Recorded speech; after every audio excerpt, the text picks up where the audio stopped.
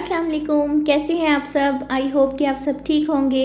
आज मैं आपके साथ शेयर करूंगी हज़रत आयशा सिद्दीक़ा रज़ी अल्लाह अन्हा, जो नबी पाक सल्लल्लाहु अलैहि वसल्लम की महबूब तरीन ज़ौजा हैं, उनके अक़वाल। तो चलिए वीडियो स्टार्ट करते हैं। हज़रत आयशा रज़ी अल्लाह अन्हा ने फरमाया, जिस बर्तन से मुँह लगाकर पानी नोश फरमाती थी, उसी बर्तन में उसी जगह से रसूल अल्लाह सल्लल्लाहु अलैहि वसल्लम अपना मुँह लगाकर पानी नोश फरमाते थे। सदके को हकीर ना जानो, क्योंकि इसका एक दाना भी क़यामत के दिन पहाड़ जितना वज़न रखता है। औरत को ऐसा ज़ेवर नहीं पहनना चाहिए जिससे आवाज़ पैदा हो।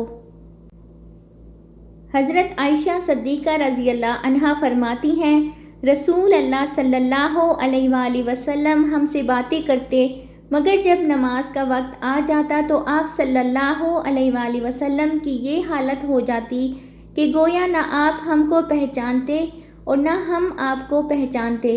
एक और रिवायत में है कि हजूर नबी अकरम सल्लल्लाहु अलैहि वसल्लम जब आज़ान की आवाज़ सुनते, उसी वक्त से ये हालत हो जाती कि गोया आप किसी को भी नहीं पहचानते।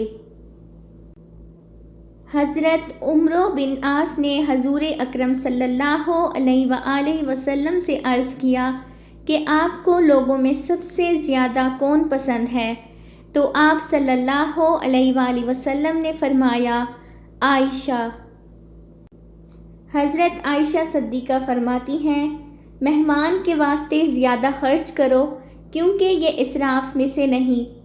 कम खाना तमाम बीमारियों का इलाज है और शकम सेरी बीमारी की जड़ है। जब मैदा भर जाए तो कुव्वत फ़िक्र कमज़ोर पड़ जाती है और हिकमत और दानिश की सलाहियतें गूंगी हो जाती हैं।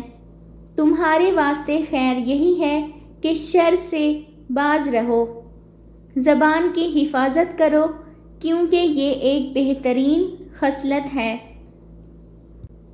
हक़ का पुरस्तार कभी जलील नहीं होता, चाहे सारा ज़माना उसके खिलाफ हो जाए।